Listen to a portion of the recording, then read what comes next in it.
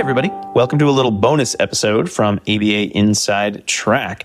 This summer, we were fortunate to attend the Contemporary and Compassionate Approaches to Support Individuals with IDD Conference, or the Compassionate Care Conference. And that was hosted by Upstate Caring Partners up in Utica, New York. We were really excited to get to go. We were invited by Dr. Eric Jacobson and his team to do some events with them. We did some ABA trivia the night before the conference started. And then we also were very fortunate to host a panel with some friends of the show, as well as some new hopeful friends to the show on creating cultural shifts in behavior analysis. We got to listen to some great answers from Megan Miller, Natalie Williams-Awadea, Mary Jane Weiss, Ditu Rajaraman, and Hillary Laney, who are our panel participants.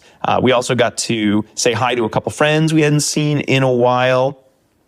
We saw certainly Jess Slayton and both John and Joey Staubitz and Ron. I get the chance to meet someone I'd met on Zoom a few times, Ron DeMusi, who also spoke about using SBT in schools and some of the benefits to using SBT at somewhat of scale. And then we just got to meet a lot of excellent new people who you never know who you're going to meet at a conference. So some folks from Canada, some folks from down in Florida area, Louisiana area. It was a very exciting conference. We really thought it did a lot to progress a lot of the compassionate care work that most professionals in our field are really trying to improve so that we can continue to grow as a field and improve how we support our clients. So just a really, really great time. We were so happy to go. Hopefully everyone who got to meet us was not disappointed by the real thing.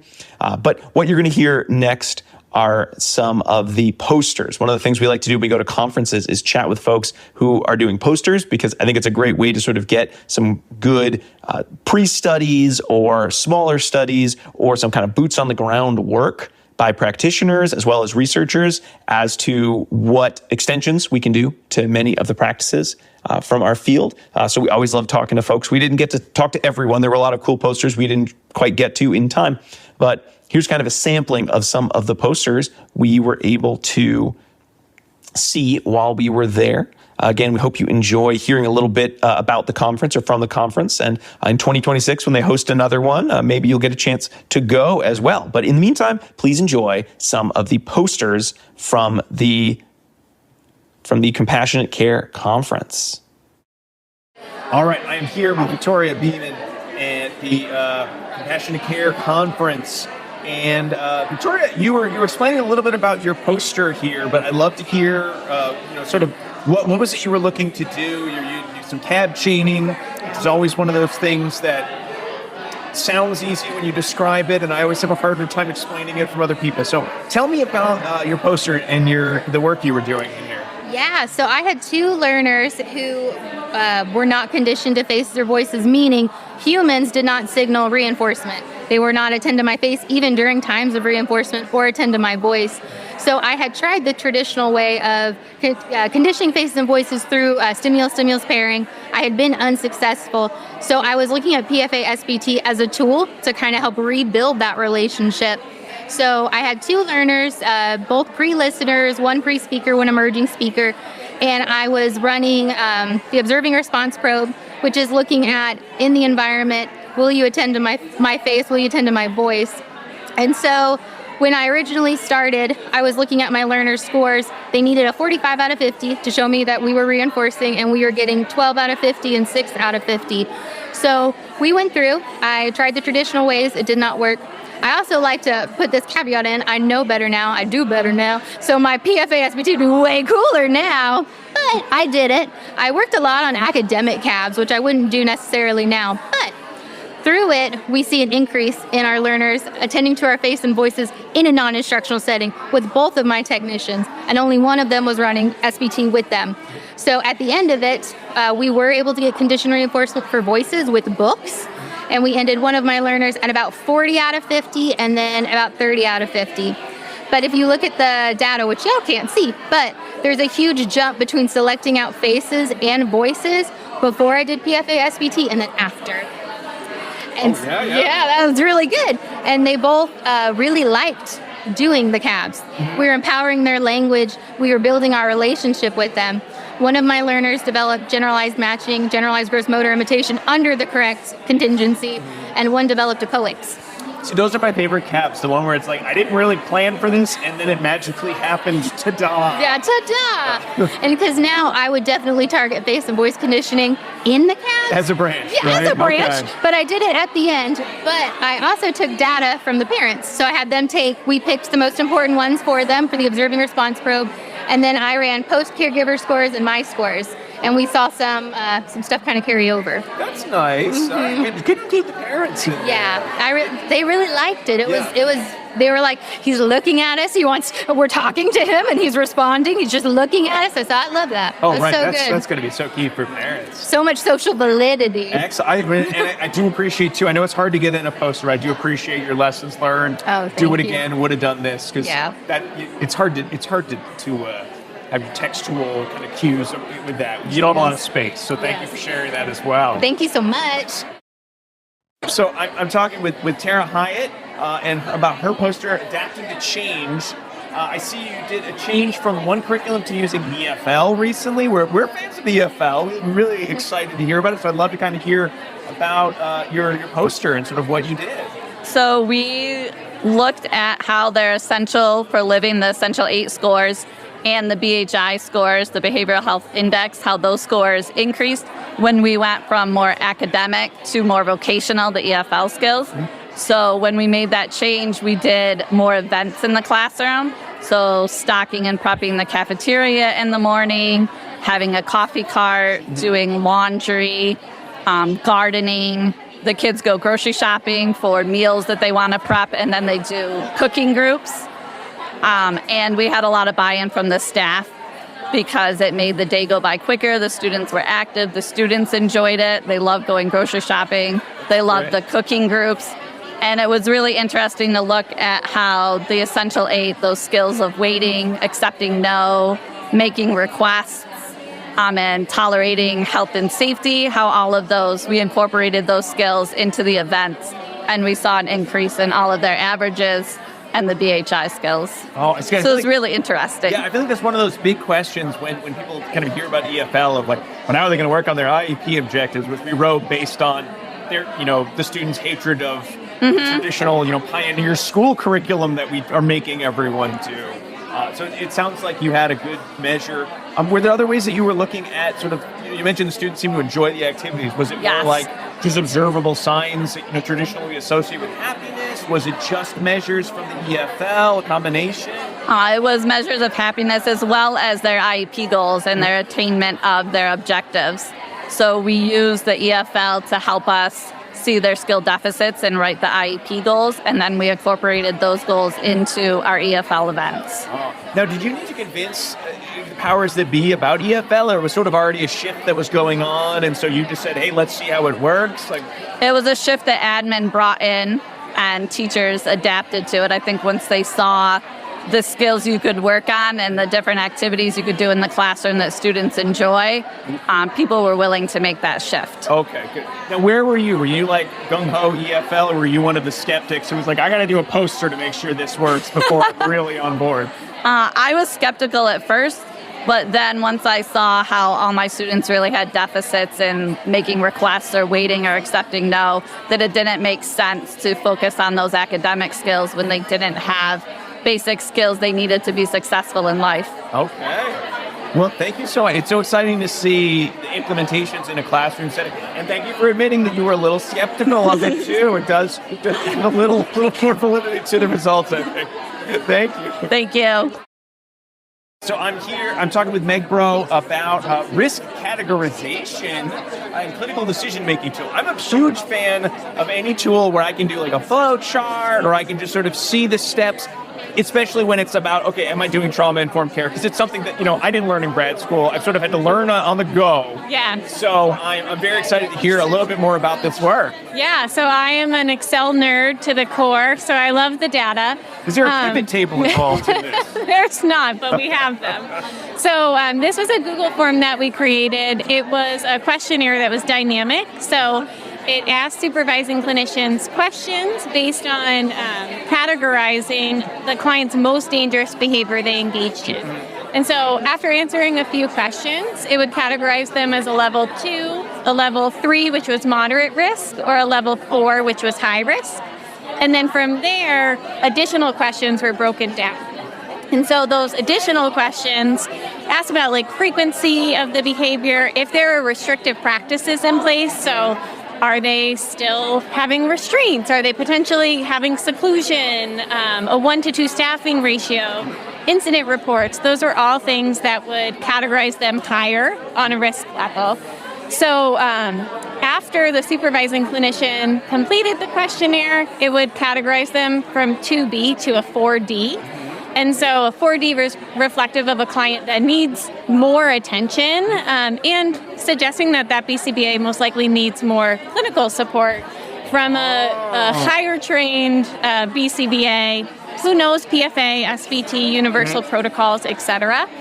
So here we kind of have, after you complete the questionnaire, the BCBA got the responses. So did their supervisor, so director of clinical services. And then we had a large Excel. This is where the pivot comes in. That area director, clinical services, could sort to be able to see, okay, out of my entire market, what clients am I responsible for doing overlaps with? What clients do I need to look in and do some more integrity data for? Okay. Additionally, based on risk level, they were given a 3-tier decision-making model. And so this is where the kind of thought was that if you have a client who isn't decreasing problem behavior, most likely they're not getting services that are aligned with what we want. Sure. And so initially, tier 1 was making sure that they had a foundational plan that was in place. That is kind of our universal protocols. Okay. Built into a behavior plan. It's really antecedent heavy. It identifies signs of ascent withdrawal. So that was step 1. Do you have a foundational plan in place? Yep. Directors of clinical services had to review the foundational plan, and then based on risk level, so if I had a 2D client, I was responsible for also doing an overlap with that BCBA to make sure that the foundational plan was being run with integrity. We had deadlines assigned for when that behavior should be reducing based on risk level. So if you have a level 2 client, it's not probably the highest priority. If you have a level 4 client, that's your fire. Yeah. And so put all your attention. That behavior should be decreased in 3 to 4 weeks. Otherwise, you should be moving to tier 2, which is starting to look at SVT, doing a PFA for the client. Similarly, we had competencies as well as additional oversight that needed to be provided based on risk level. And then if that behavior reduction goal wasn't met, you'd move to additional complex case consults. Gotcha. Okay. Now, were you mostly seeing this as a means of safety for the client? Was there a part of you that was thinking there's going to be organizations that want this to talk about funding, or that didn't come up? So I actually selfishly wanted this. As a director, I think a lot of times I'll have BCBAs that I'll say, what clients do we need to talk about? And they're maybe really heavy focused on this challenging parent, or they're heavy focused on my technicians are implementing things. And so this gave us an opportunity to see, okay, what have you not been potentially reporting? Okay. And where can I identify that you might need more support? So if we had a BCBA, I'm in Massachusetts, we're a smaller market. Our Michigan market, our Arizona market, rather large. What you might see more so is one BCBA who had multiple 3 or 4 clients. And that would kind of suggest, are your people trained well in your foundational plan? Do I need to be overlapping with you more, supporting you more? And so that was really our goal, was being a good boss. You wanted to be a good, helpful boss. Not just tell people do better, or you're not making it work. You actually let's look at what the variables of relevance are. Okay, and I like that. How do we allocate our support based on something that has been predetermined and categorized, instead of more of a subjective measure of, okay, this is who I want you to see this week, and it's their best client because they want to show off. So that was kind of our goal. We've got some social validity data. This was from the director level. So we saw overall, I would say positive results. So you're seeing like an average of scoring 4 or 5, which was good. I would say anecdotally, I think people didn't use the action tool Excel spreadsheet as much as I would have loved, but they did reference it in their meetings. So I'll take that. So it's still going on? Are you making iterations on the overall plan for the future? Yeah, I think we're kind of learning as we go and getting feedback. My Excel spreadsheet was a little intense. Does it color code? I didn't ask you, Mick. Does it auto color code so people can see, oh, I better talk to the boss about this It one? had updated deadlines that were automatic, and I think that threw people for a loop a little bit. But yeah, I've been working with Hillary a lot, Hillary Laney, on kind of identifying what are the bigger picture steps that we would want people doing at each of these tiers, so that you don't have, okay, in this market you have this director of clinical services supporting in this way, and then you work in another market and you have a total different experience. So kind of like a guideline to align people in how to support cases. Very cool. I love anything that is like adds a level of systematization but is meant to be supportive of everybody involved, the clinicians, the clients. I think that is always such a needed system. And this doesn't seem like it over compartmentalized everything either. Yeah. Which I'm assuming was the goal of like, this can't be too rigid as to... We wanted it to be easy enough to access. It took about 2 minutes to fill out the Google form. Oh, that's great. Yeah, and you got an automated email response. So Very cool. hoped for a low response effort for a supervising clinician. Very cool. Thank you so much. Thank you. For sharing. Thanks. All right, so I'm talking with Melissa Walsh about skill-based treatment in public school classrooms. So I'm guessing your findings were nobody had time, there weren't enough resources, and you found nothing. There's a lot of poster here, so I'm guessing that's not the case? We found some amazing results, actually. Okay, good. So I covered 22 school districts. We had 3 school districts that allowed us to video and use their data for my dissertation. So it was really exciting. Even better because you had a dissertation, so you needed that data at the end of it. I needed data. So we have 7 students. Most of them were in autistic support classrooms.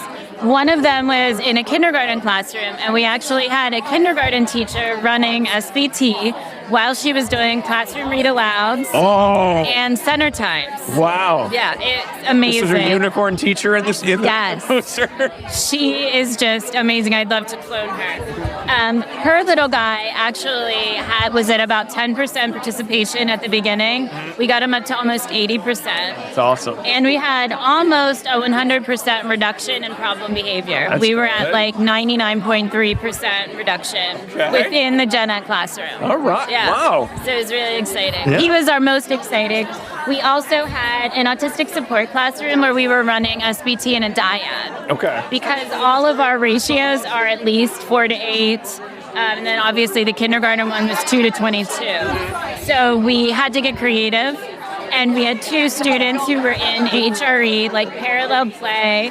And then we had a para or a teacher placing the EO and running trials and taking data at the same time.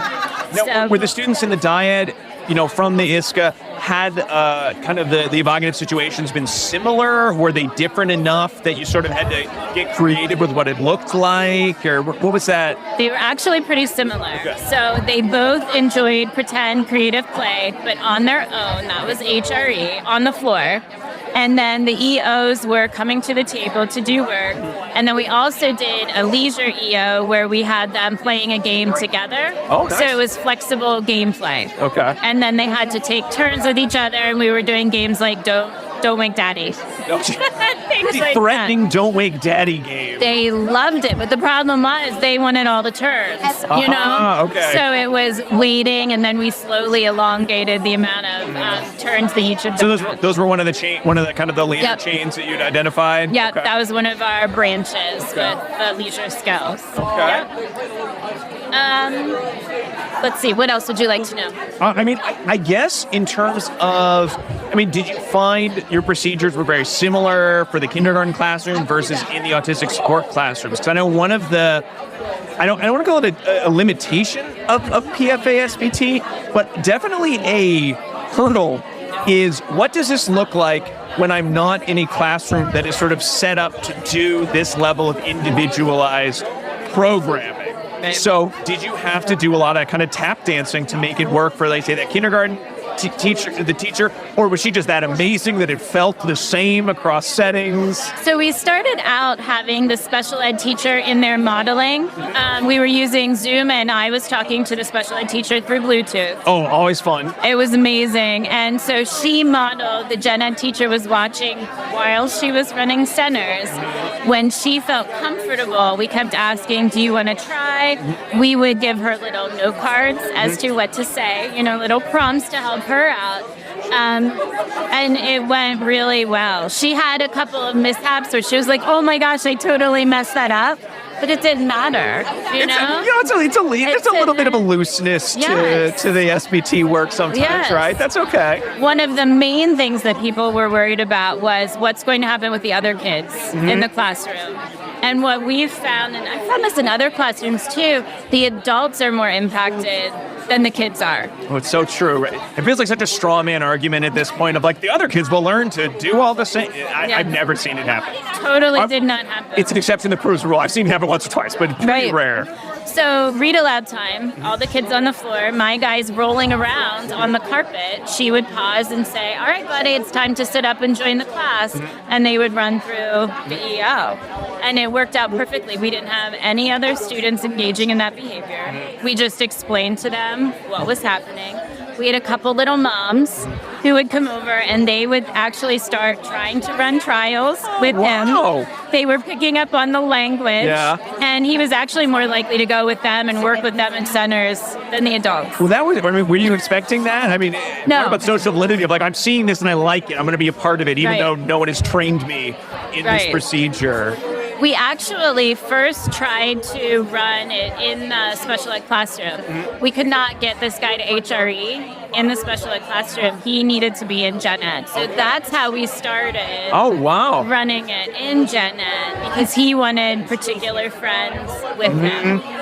So that was really helpful. I find that often is kind of a good precursor of if you like the social reinforcement, then you're going to like a lot of what we're about to, present to you. You're going to see a lot of those assent actions from the student.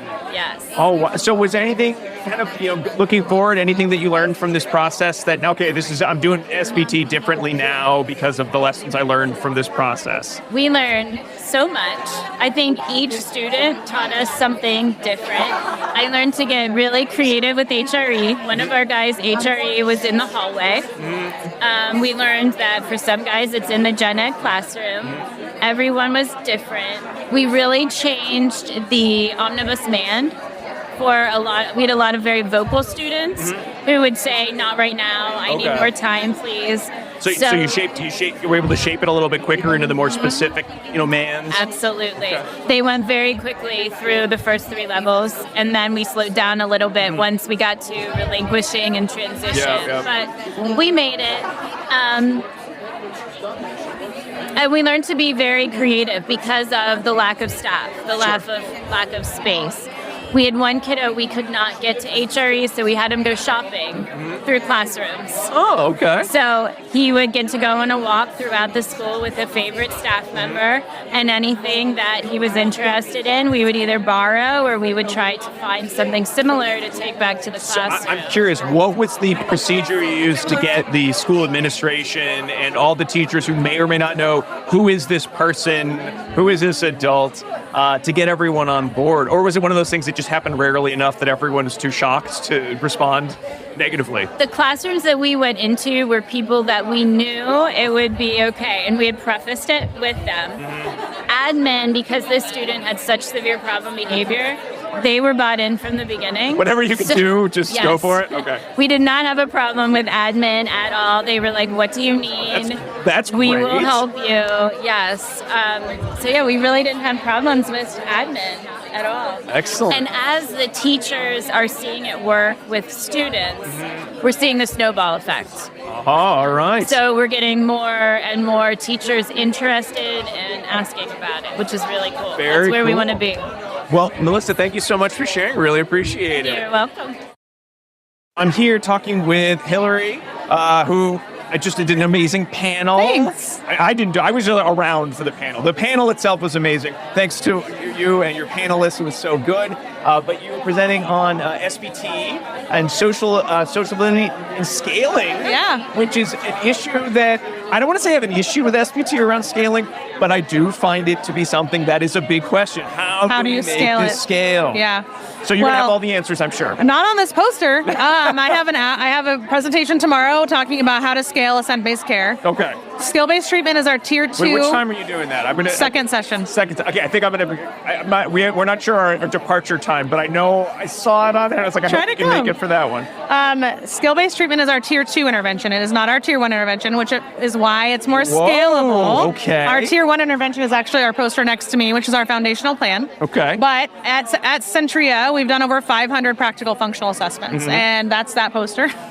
And this is the skill-based treatment efficacy of our tier 2 intervention. So what we have is our own data collection app called Care Connect, and it's not available for public purchase, but when I started at Centria, they asked me to build skill-based treatment on it because they knew we wanted to scale the practice. And without data validation, visibility, you can't scale. Yeah. So this is our app for SBT, and what it does is it does a lot of things, but it gives clinicians really specific visibility into the learning opportunities for SBT. Oh my, yes. It graphs their data for every session based on the highest level of SBT run and it'll tell you the number of trials your tech run. Okay. What this has allowed us to do is to look at our data in whole.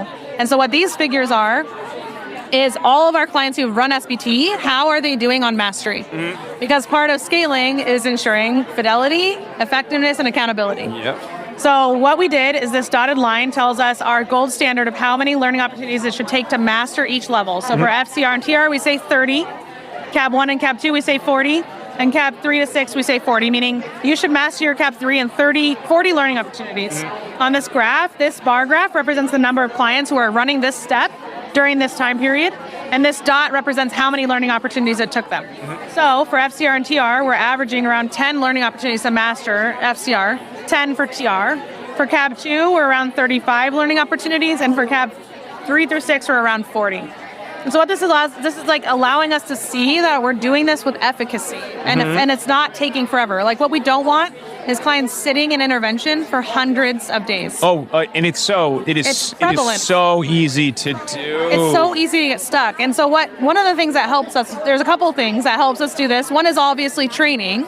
Technology can help us too. So this application makes some decisions for people around what to do. So it'll tell you if you've mastered it, and it'll move you on. It'll tell you if you should go back. It'll tell you if you should slow down because you're having too many interfering behaviors. It'll tell you to go to synthesized reinforcement. So the application helps people make decisions that increase the efficacy of the intervention. Okay, so Hillary, I have to say, I love the app. Will it remind me the difference between the CAB branches, because I tend to start smooshing them together once I get beyond like 3 and 4. They're kind of They're the same. They're the same, right? So it won't tell you that, but what it does is it'll tell you what you're doing. Okay. So it's like, okay, run a CAB 5, and you're like, what does that mean? Well, it'll say, but it's got in there 4 minutes of on-task reading activities. It's that explicit for the students. And then you would have your programs. You want your technician to take data on here as well. So you would take data on their toleration and their skill acquisition. Now that sounds like a huge relief for because I've worked with some fabulous people. Like they get the art that kind of comes into doing SBT, but it is, here's the 50 programs I need you to juggle. Here are the chains I need you to juggle. Here's the data system I need you to do. It's kind of a mess. Do your best with it. Try. You know, you see progress, but you're never sure if it's the progress you think it should be because they're just doing the best they can do. So something like this does take a lot of that guesswork out of and you can see. You can see if they're making progress. You also you might run more than one branch. You can switch branches on this. So you could say, okay, I'm running my branch A. Now I'm running we have the branches named. So this is a structured learning branch. It tells them how many learning opportunities they've run, how many were right. Yeah.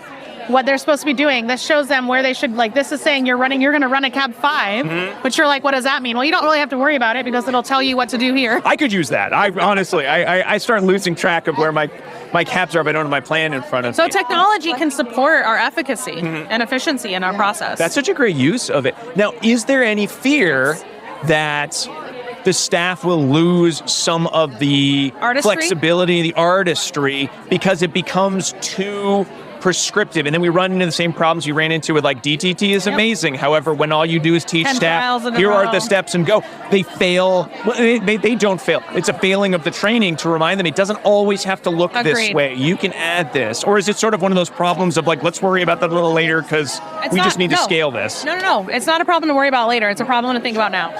I built this myself. This application, I designed Did you do the designing of it? the whole thing. No way. Yeah, this is my child. Oh my goodness. His name is Apple. It's only available on iPads. Anyway, but no, so to some extent, maybe that's true. However, there's almost no decision that this makes that someone couldn't override. Okay. Also, there's levels of ability in here to allow people to make decisions. So for example, in this example on the screen, it's prescribing what trial to run. But let's say I've taught you how to do SBT and you have some artistry, I can let you select what you want to do. So I can build that in, right? Like I can build in within and across choice making for anyone running this. But in the beginning, I don't necessarily want that for someone who doesn't have the artistry. Sure. But I need to teach it to them, and I need the technology to allow them to make those decisions, and it does. Okay. So like, for example, this will tell you, you've been in synthesized reinforcement too long, run a trial. Well, they can say no. They can say not right now. Or it'll say, hey, X, Y, and Z happen, do this. And they can say, no, I want to make a different decision. It will allow them to do that. And what it also does is it graphs the decision they made. So as a supervisor, I can see, oh, they decided to do X. Oh, they decided to do Y. And so then I can kind of check your decision making even if I'm not there. Okay. So it still allows for artistry. You cannot have this skill-based treatment process without artistry. Yeah. The two are mutually exclusive. It is so very true. I do see you have social validity scores. do. They seem pretty good. they do, don't so they? everyone seemed happy. I mean, I would be surprised because I think most RBTs, when you're, I mean, I don't know if you have this experience when you're describing SBT, it's like they get the concept, but the idea of doing it, it's like, I've never done anything like this in my life, and I'm scared I'm going to fail, and the kid's going to get upset, and everyone's going to be mad at me. Yeah. Well, we maybe had that problem when we first started doing this process, but our entire organization has shifted towards this. So every supervisor is trained in this way, every technician, DCSs, everybody at this organization. So while maybe our technicians don't know how to do skill-based treatment, the tenets behind it, reinforcing severe problem behavior, focusing on ascent, HRE, ensuring baseline, all of that lives in our every service, which you can see in our next three posters. Like we have our tier 1 intervention is our foundational plan, which is not SBT, but it takes the beliefs behind it and puts them into place. Then we also have our technician training, which embeds all of that. So it really shouldn't be scary for our techs because it shouldn't be new. And I think that's what makes SBT scary, is it's like all of a sudden we're changing everything and everything's new. That's not true for us, so Sure. It's a different challenge. When it was new, sure, that was a hard thing. Yeah. Now, I'm curious, how did SBT fall into the tier 2 bucket? Because I've always seen, at least in like, the public schools I've worked in, as SBT requires such a high level of individualization that it just invariably is a tier 3 system. Yeah. Maybe at best it's a tier 3 system run in a general education setting, but that's like the best you're going to do. Why is it categorized as tier 2 in this work? So our tier 1 is our foundational plan, which is like how we want all clients to be treated with dignity and respect at all times. What I'm going to talk about in my talk tomorrow, and I kind of talked about in the panel, is like we need to know what our desired outcomes are, right? It's like and to understand when to move our tiers, we need to know our goals. So if we're not achieving our goals with our foundational plan, we don't see any other step that we want our clinicians to take, because while it is intensive, it is scalable and repeatable in a way that most other behavior intervention plans are not. And so that makes it a more accessible tool for us. We can replicate it. We can set standards around it. We can track those standards, and we can make sure people are being held accountable to our expectations, which is not necessarily true with DROs, DRAs, DRIs, token economies, punishment, extinction, because they don't have this level of standardization around them. So that's what makes it our tier 2.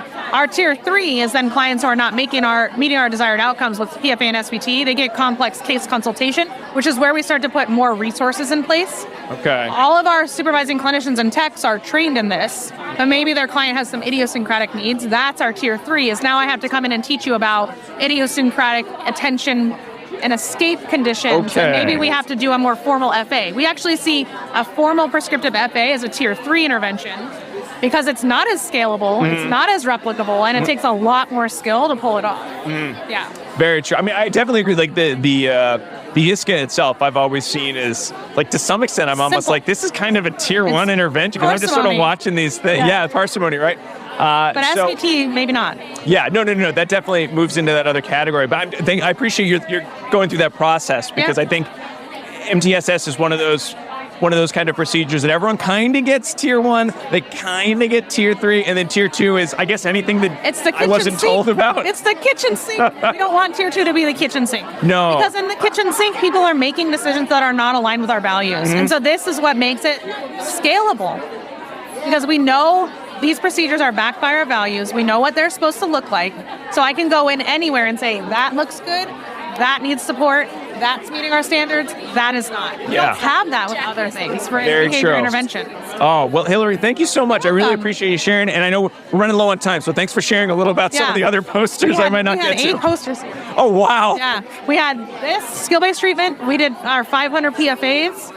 We have our foundational plan poster right here that goes to our tier 1 intervention. We have coordination of care poster around working with outside providers. We have our training poster for our supervising clinicians, our training poster for our behavior technician. Wow. And we have our tier 3 intervention over there, which is complex case consult. Okay, so so- it's essentially our whole model. So you guys are going to take a nice long weekend for all this work, Yeah. it sounds like. And all of it, I'm going to talk about basically every poster tomorrow during my So I should record the talk, is what you're saying. You should. Well, Hillary, thank you so much. Thank you It's so great. Thanks for letting me be on the panel, too. Oh, yeah.